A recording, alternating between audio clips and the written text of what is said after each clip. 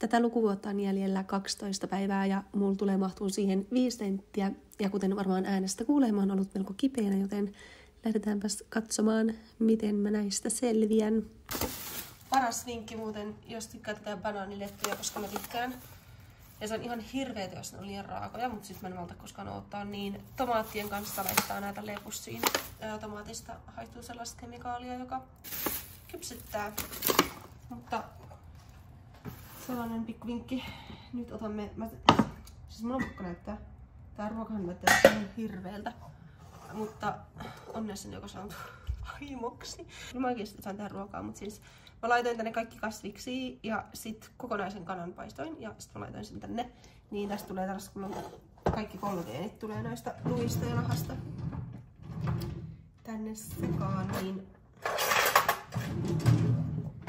siksi tää näyttää tältä, mutta siis tää on oikeesti ihan syötävää. Mä en oo päässyt lähteen 2 päivään minnekään, niin musta tuntuu, että mä menetän järkeni. Siksi mä aloin kuvaa tätä videokin, että mä en siis tarvitse puhua seinille, vaan mä voin puhua tälle kameralle. Nyt laitan hänet mikroon.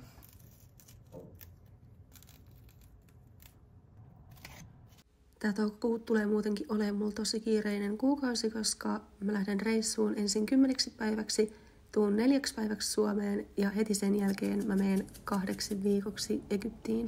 Siellä mä kisaan kansainväliset mallikisat, jonka jälkeen mulla alkaa suoraan kesätyöt Nokialla Oulussa.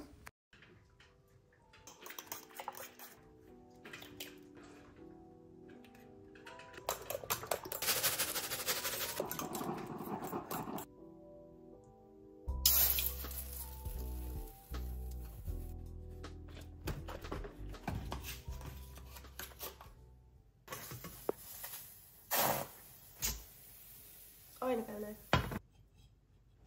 Kokeillaanpa uusiksi. Nyt siitä alkaa näyttää oikealta. Kuten näkee, se ei ole enää siis musta, vaan se on ruskea. Nää on parhaita. Nää prinsessmustikat. Sitten koska mä oon tällainen värkyttelija, laitan tähän valkosuklaata päälle. 2 paloa riittää. Kun mähän on siis dietillä, niin sehän tarkoittaa sitä, että suklaata pistää vähemmän kuin normaalisti.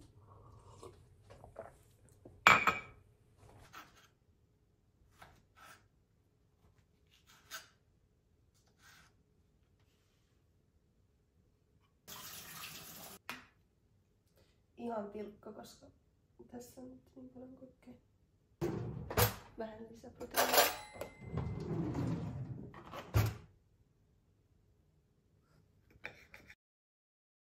Mä laittaudun melko lailla joka ikinen päivä ja nyt oli erityisen ihana meikata, koska en ole tietenkään jaksanut laittautua tämän kipeyden takia.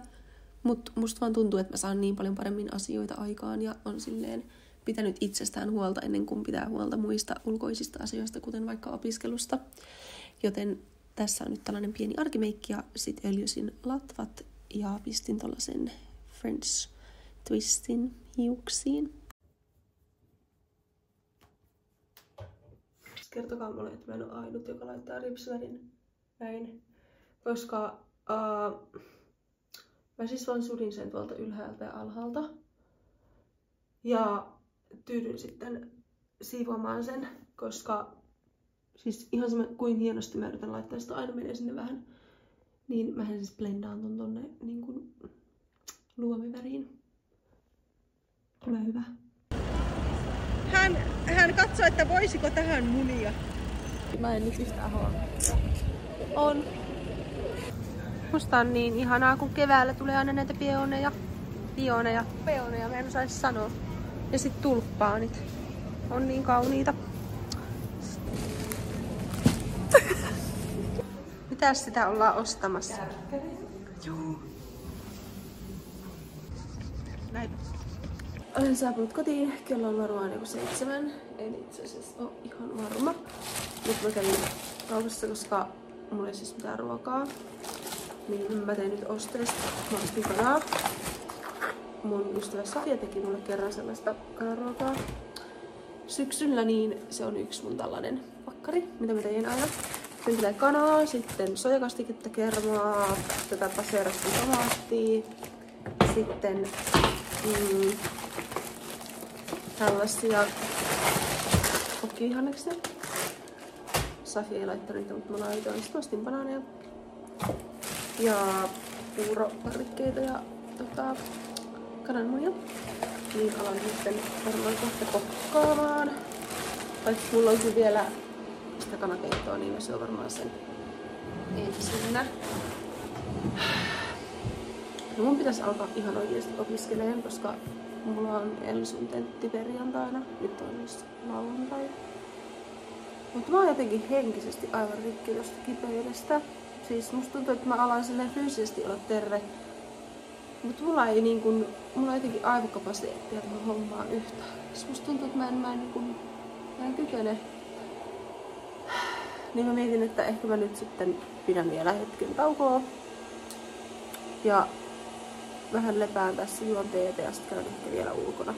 Ja katson, jos huomenna olisi parempi päivä. Et nyt oli tärkeää, että sain oikeasti käydä kunnolla ulkona, niin ei nyt järki. Mä sain tehtyä yhtä laskaria ja luin sitten vähän tietoliikennetekniikan tenttiin tossa. Mutta mun pitäisi tehdä vielä mun HOPS loppuun. Ja mulla on ihan hirveä ongelma sen kanssa, koska meillä on 6 tai 7 tällaista suuntaa, vaihtoehtoa. Mä en nyt tiedä näitä oikeita termejä. Mutta mä oon siis käynyt nyt yhtä lääketieteen tekniikan kurssia. Ja sit mua kiinnostaa kemia, koska oon tullut biokemialta. Mä tykkään kemiasta, niin mä mietin vähän sitä. Mutta tällä hetkellä mulla on siellä ainoastaan fysiikan kursseja. Ja mähän oon siis suunnitellut, että mä kävisin kesällä noin 40 opintopistettä, että mä saisin pikkasen kirittyä silleen vähän etupeltoon noita kursseja, että ei menisi ihan tavoiteaikaan, vaan pikkusen aiemmin. Mutta saas nyt nähdä. Ja sit mulla on myös ongelma siinä sen takia, koska mä en tiedä, mitä mä haluan tehdä. Musta nyt tuntuu, että mä teen ton kandin ja sit mä pidän taukoa. Mä lähden ehkä ulkomaille. Ehkä teen töitä. Saa nähdä. Mutta nyt mä alan iltatoimiin. Jatkan huomenna varmaan vielä tätä kuvaamista, koska huomenna on sunnuntai ja mä haluan tällaisen nyt kivan lopetuksen tähän viikkoon. Ja sitten mä haluan kuvata ensi viikosta vielä koosteen. Mutta en kyllä kuvaa enää huomenna aamua.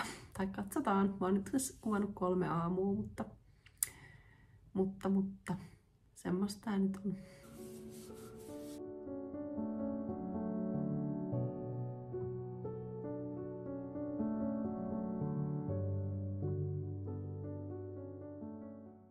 Sunnuntaikin meni vielä palautuessa kipeydestä, sain kuitenkin tehtyä 1 laskarin ja opiskelin hieman yhteen tenttiin. Ja lisäksi tein yhtä mun omaa koodiprojektia, joka ei nyt liity mitenkään kouluun, mutta oli kiva tehdä sitä. Lähdin lenkille. Tavoite olisi saada 15 000 askelta. Mutta en ole käynyt ulkona kunnolla siis yli 2 viikkoon, koska on ollut kipeänä, niin katsotaan paljonko jaksan.